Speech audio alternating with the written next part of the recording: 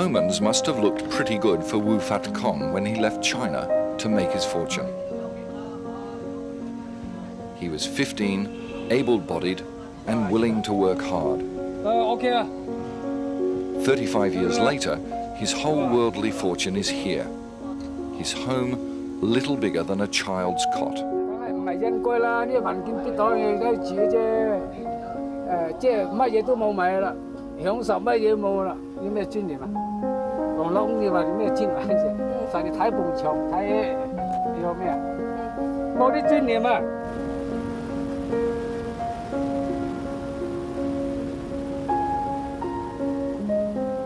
On the face of it, no city in the world stands as a finer example of what almost unbridled capitalism can achieve. Government sets a few rules, taxes are kept low, and everyone's free to make as much money as they like. David Chu epitomizes the dream that's brought 6 million people to Hong Kong. A lot of his friends are quietly terrified that China's heavy hand in 1997 will crush the colony's freewheeling ways. But David Chu himself displays a thoroughgoing optimism. I think things will be better. Yes, when you come to visit me, you can come onto my yacht again, except it will be a bigger one. Once, the David Chus of Hong Kong made their fortunes on the back of the colony's abundant cheap labor, making goods to sell to the world at bargain prices. Today, that's all changed.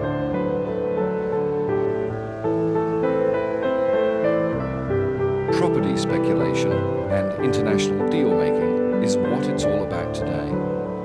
The cheap goods for which Hong Kong was once famed are now produced across the border. The colony's workers priced out of the market by their kinsmen in mainland China. The Hong Kong labor rates are at least 10 times higher than the mainland rate. What do you have to pay a labor in the mainland? Probably about in the vicinity of $5 US a day. So any laborer at that level in Hong Kong today has really reached its use-by date. It's now no longer necessary to Hong Kong. Yes, but Hong Kong, we still need people to support the service industry in Hong Kong. We still need people to clean the streets. So people just shift to different jobs. Structural adjustment is what the economists call it.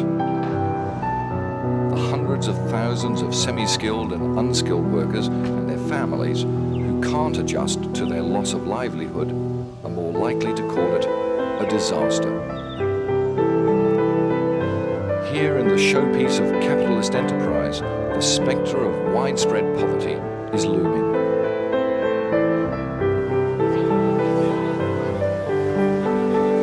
Poverty in Hong Kong has another dimension, rarely discussed in Western society, but one that strikes at the core of Chinese culture. Without enough, just the minimum, to have a normal, ordinary, not a rich social life, they just won't have dignity. Now, dignity in this culture is very, very important. And if you don't have just that minimum dignity, then people are very shamed, they lose face, and that's very, very important.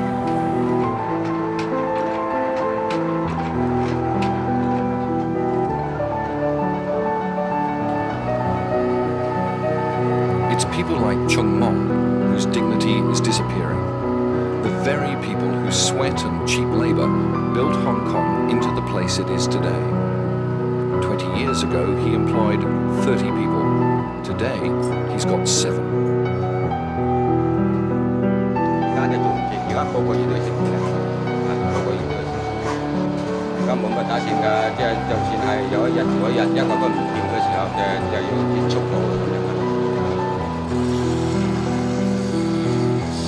Since he's been here, Chung Mong's rent has soared from $400 a month to $6,000.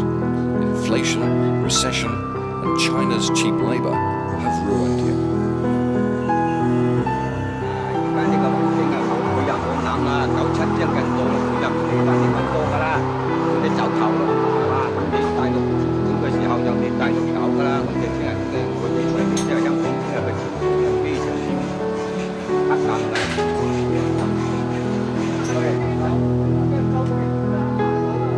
truth, people like Chung Mon expect no help.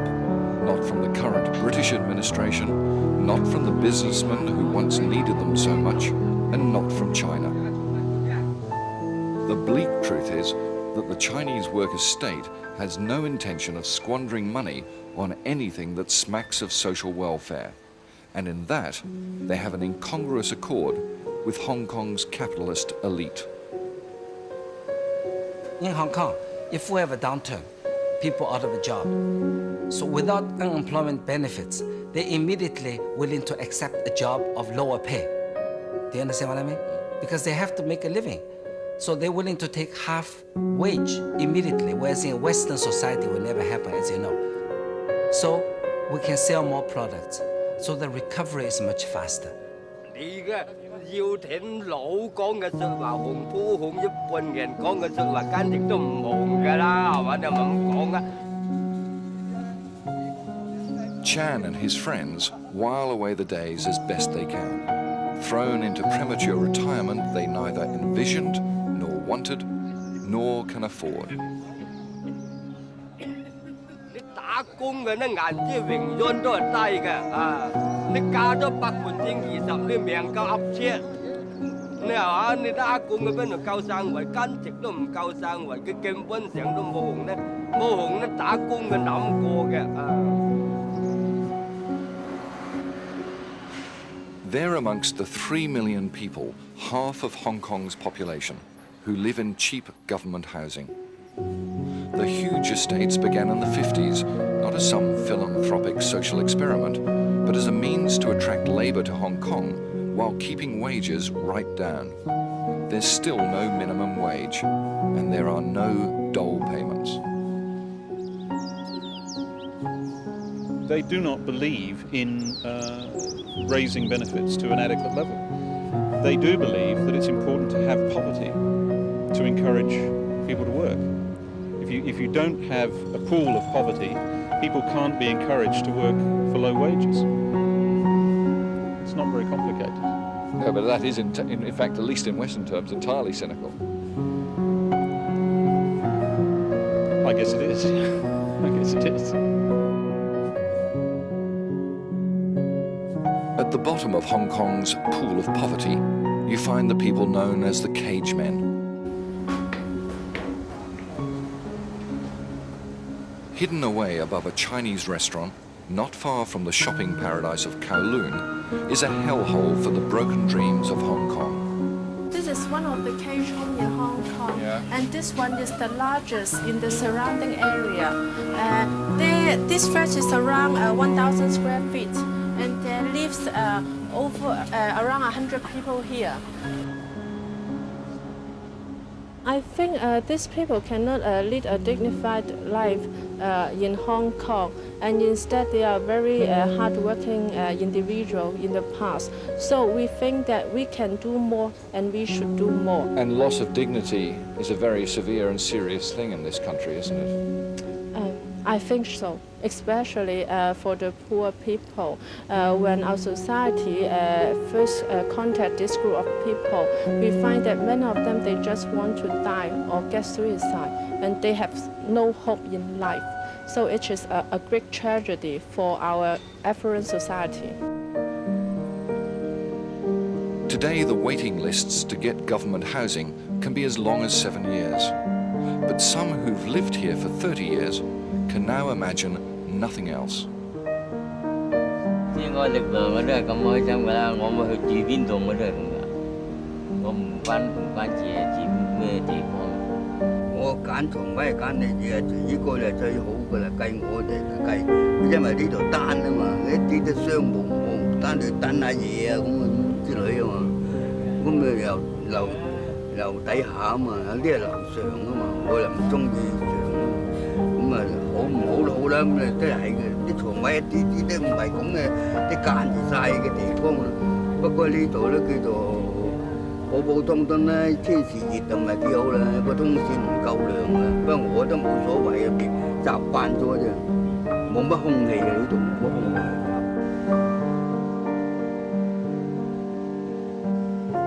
It's clear enough to see what's going on. Factories closing, work disappearing, an entire generation of workers facing its use-by date, and a sink-or-swim economy doing pitifully little for those who are drowning.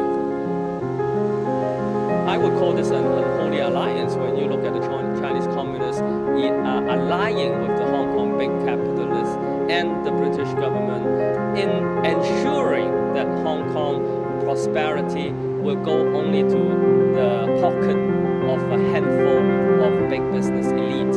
And Lee Chuk-yan is amongst the few prepared to take on the three big interests in the supercharged political atmosphere leading up to 1997. When we try in union, when we try to propose unemployment assistance scheme, everyone, the Chinese government, the British government, the big business elite always say that we are free luncher, we are only looking at welfare state, but no one really proposed any solution to solve the problem of the poor in Hong Kong. If Mr. Lee's voice is a lonely one, it's because his opponents argue that the very essence of Hong Kong's society, its Chinese culture, will get it through these hard times. And in hard times, say the David Chews of this world, Chinese families pull together to help each other through. So our tradition of each family take care of their own members with the assistance of relatives as well. This is an enormous, efficient way of maintaining social stability. To rely on our culture tradition is absolutely essential because things can be done so much cheaply within the family rather than having the government to perform the service. It's cheaper by a factor of 10, 100 or 1,000 times cheaper.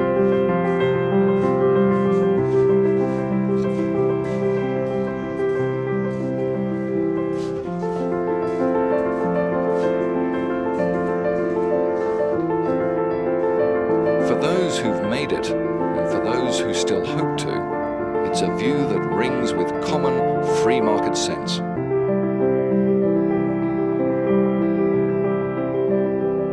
And for those who haven't, well, they're still wondering what happened to their dreams.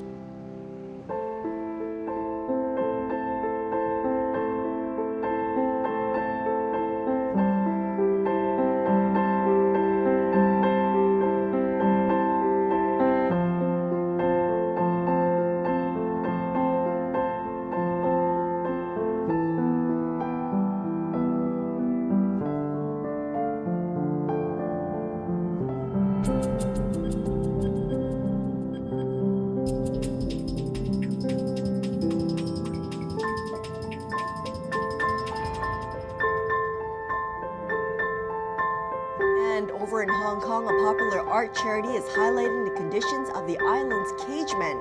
These men live stacked on top of each other in old tenement flats in often squalid conditions.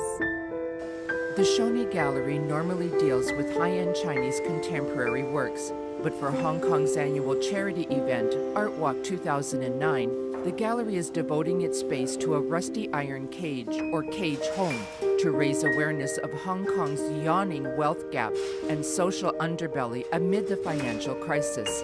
Split into 3 tiny bunks with grimy blankets and pillows, the cage home was taken from one of Hong Kong's cramped, old tenement flats, where around 1,000 or so men are still estimated to live in often squalid conditions.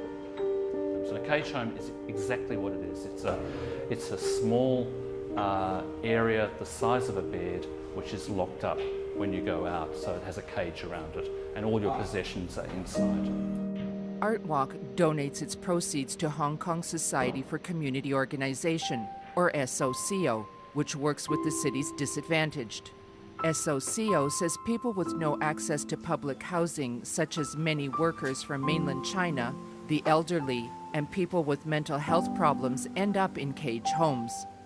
The homes are stacked in privately owned apartments and cost around $150 a month to rent. The law actually should ban those flat with 12 or above household because it's too inhuman. And even the rent is so high, 1,000 per month is unreasonable. English teacher Jill Smith was moved by what she saw at the Shoney Gallery exhibit. It took quite a while before I realised they were sleeping rough out in the cultural centre. I've seen an exhibition of photos of this before in the cultural centre, but I never realised how actually tiny they are. You know, it's quite scary to think of people living in this kind of conditions. A financial hub of multimillionaires, luxury cars, swank malls and hilltop mansions and apartments, Hong Kong is also home to an estimated 420,000 working poor who live on less than $650 a month. In our special Spring Festival coverage today, we will have for you stories from Hong Kong, one of the world's key financial hubs and also one of the world's most densely populated cities. And our reporter Du Dan takes us around the skyscrapers and luxury malls to see the other side of Hong Kong, where for many, owning a home seems like an impossible dream. This is a home for many people who live in the city. This entire unit is about 500 square feet. As you can see when I walk in, and here's the toilet. This is the way they have showered as well. This entire unit has been divided into more than 20 small rooms. As you can see here, there's an upper deck as well as a lower deck. And each of them, they have to pay for about 1,700 Hong Kong dollars or around $200 a month.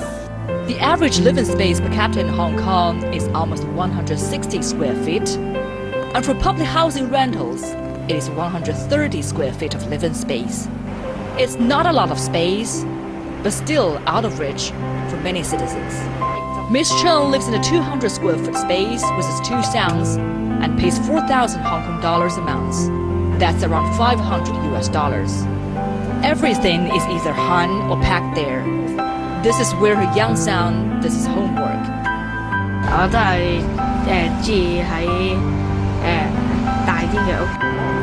In 2014, the government announced a long-term housing strategy to build affordable homes. Based on the latest projection, the government expects to build more than 280,000 public housing units in the next 10 years. The Housing Authority's objective is to provide public rental housing to low-income families, and the average wait time for general applicants is nearly 4 years. Ms. C works for the Society for Communication Organization of Hong Kong, and she's been helping these people in need for over 20 years. Actually, there's another side of Hong Kong. In the past few years, the government do more, but still far from the ideal. With Ms. C and her organization's help, these people are fortunate to have their support. Still, for these ordinary citizens, owning a home seems like an impossible dream. 朱丹